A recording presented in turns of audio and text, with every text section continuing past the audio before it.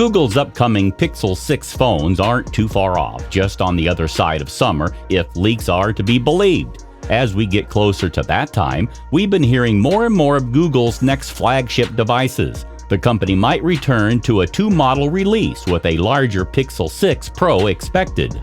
Well-known leaker Max Weinbach recently went on Miriam Jaward's Mobile Tech podcast to talk about the Pixel 6, Google's in-house Whitechapel system on chip, and plans regarding the announcement and release.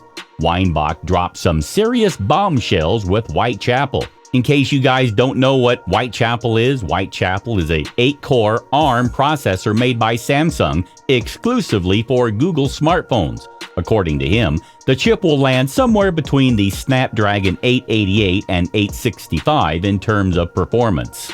That means it won't be a best-in-class processor, but I don't think anyone expects it to be.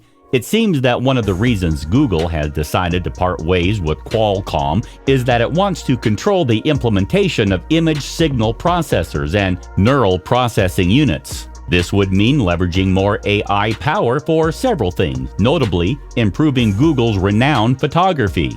That's not all. Weinbach and Miriam also talked about another of the Pixel 6's specs. The larger Pro model will apparently feature the QHD 120Hz display. It'll also have an in-display fingerprint sensor, a 5000 mAh battery, and mmWave 5G. We previously heard that the Pixel 6 Pro will have a curved 6.67-inch AMOLED display, while the smaller Pixel 6 would have a flat 6.4-inch screen. Other upgrades expected for the Pixel 6 Pro relate to the camera, notably a 50MP primary sensor. That'll join an ultra-wide and an 8MP periscope telephoto lens with 5x optical zoom. Coupled with Google's impressive computational photography, the Pixel 6 Pro could be an absolute camera powerhouse. We can expect the camera to be the best in class.